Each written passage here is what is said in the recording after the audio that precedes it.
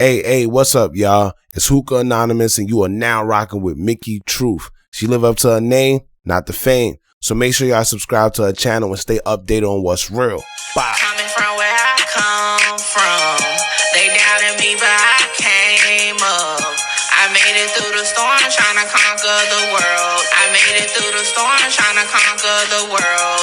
Coming from where I come from, they doubted me, but I came up. I made it through the storm, trying to conquer the world. I made it through the storm, trying to conquer the world. Good reporting ass Mickey. We love you, Mickey. So what's up? It's your girl Mickey Truth, aka Mickey Facts, and I'm back with another video. As always, let's get the little housekeeping out the way before we get into the content. And that's all information contained in this video is for entertainment, educational purposes only.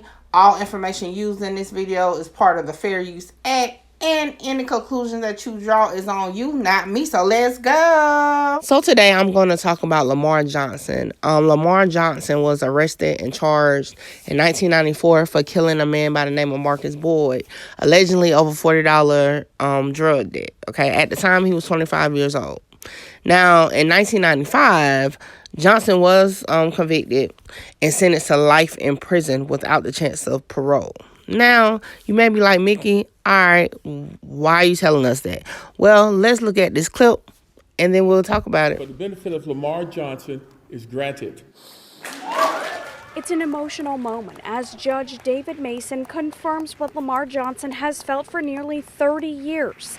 In State v. Lamar Johnson, calls 22-941-37068.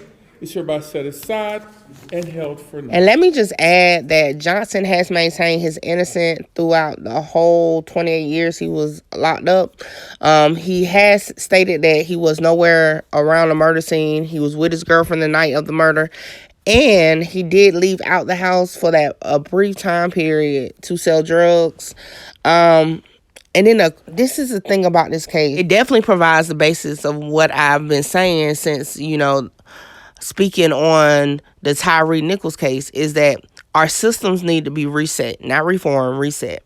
Because according to the Midwest Innocent Project, their 69-page report shows that police and prosecutors made up evidence and secretly paid a witness. And I'm pretty sure in 1994 or 1995, that probably was, just what it was back then. Doesn't make it right at all, but, possibly that was the culture, okay? Now, another thing that it brings light into is that these corroborating witnesses or co-defendants that turn state witness, because it says here that the police had no physical proof that Lamar Johnson was involved in the murder, okay? It was only one person that identified Johnson as a murderer, and guess what? His name is Phil Campbell, and he's the other man convicted in the killing, and he got sentenced to 7 years on reduced charges for his cooperation in the Lamar Johnson case. Okay? Then he comes back years later and signed an affidavit saying that him and another man by the name of James Howard was responsible for Boyd's murder, and that Lamar wasn't nowhere around. Now tell me, that is like, I don't know. But that just goes to show, it's kind of like, yeah, okay, you want to, just like with the Tashawn case. Like, we appreciate that the defendant is talking. But at the same time, it's like, you kind of got to, like, is it 100% true? We don't know. Definitely shout out to St. Louis for fixing that wrong, but 28 years of someone's life is definitely fucked up, okay? To say that they're there for nothing, how can you apologize for having a man in jail for 28 years?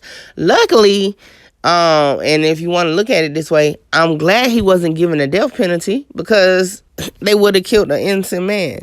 Definitely got to look at these laws. It's becoming more and more what we've seen in cases, especially older cases, overturned.